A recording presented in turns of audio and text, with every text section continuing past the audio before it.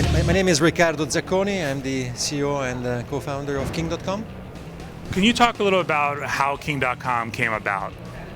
Well, we started the company back in 2003, focusing on casual games you can play with your friends or other people who like casual in a competitive way. We launched on Facebook in April of 2011 and launched on iOS, on Apple and on Android in the second half of last year. And we've been experiencing a fantastic positive feedback from our players. We have now 50 million daily players across all platforms. What do you feel has been attributable to the success you guys have had since 2003, over the last 10 years basically, in a very competitive social gaming market? Two key reasons. Number one, we have a large portfolio we developed over 10 years of fantastic games, and we are continuously releasing new games on the web. And the second reason is that we found a formula for bringing these games on the web to Facebook and mobile devices across all platforms in a seamless way, played across all devices, which allows us to capitalize on the 10 years of work. When it comes to your company, you're also very international in scope, both from the perspective of your employees, but also studios around the world. How do you feel that has helped with you attracting a global audience with your hit games? Well, the games are the result of very talented people. And so we've opened new offices. We have now 5 development offices, and the key reason for that was to access a larger talent pool. And this is the key for the future. It's all about the quality of the games, and the games are coming from very talented people.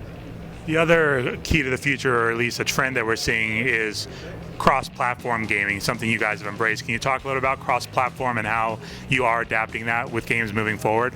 Cross-platform means you can start, for example, playing a game on Facebook, and then you receive an invite on your phone when you are accessing Facebook on your phone, for example, and you can immediately install the game on your phone, on your iPhone, for example.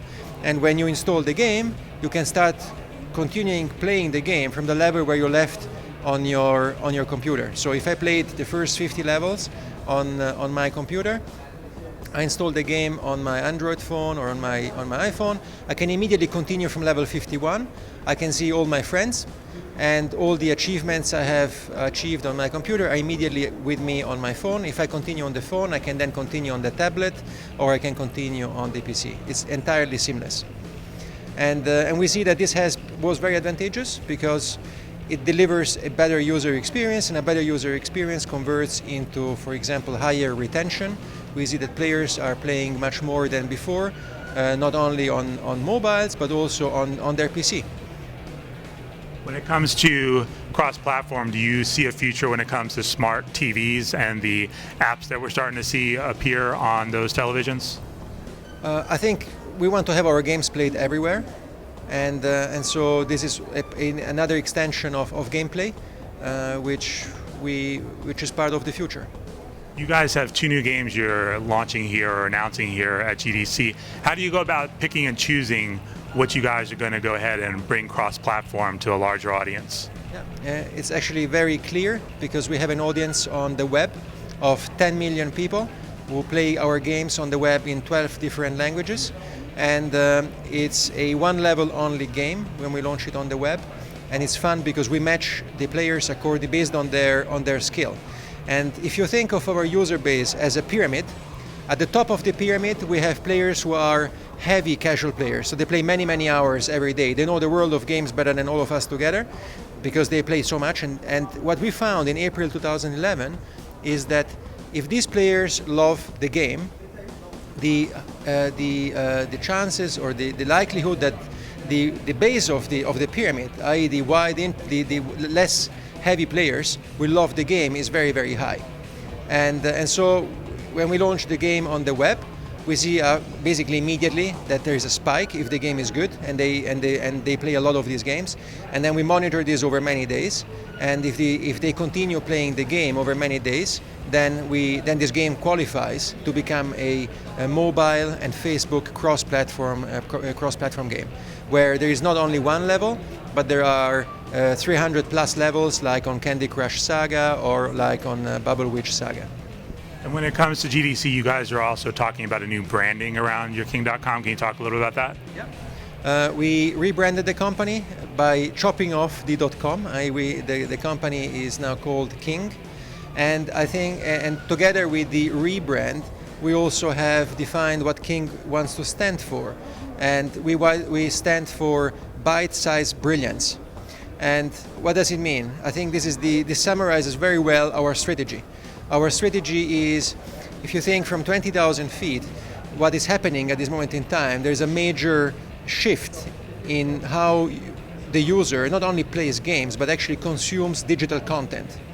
And digital content, the content is available now digitally everywhere, so I can actually access content through all kinds of devices.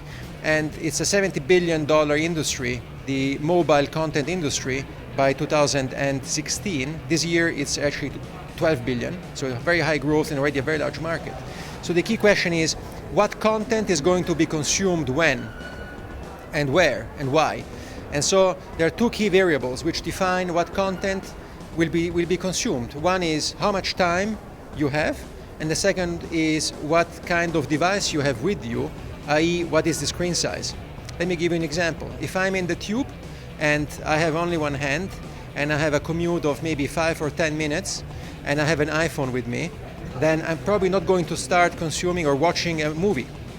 And there is some content which is available ubiquitously, like, for example, music. I can listen to a song in this short commute, or our games are perfectly suited. I can play one level of Candy Crush Saga or Bubble Witch Saga in 3 minutes with one hand. And that's exactly what bite-sized brilliance wants to stand for, and what we want to build.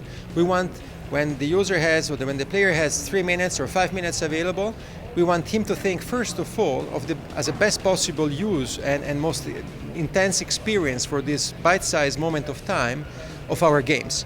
And we want, as a company, to provide bite-sized brilliance moments to our users. And of course, if they like the game, those 3 minutes, they can play many 3 minutes in a row.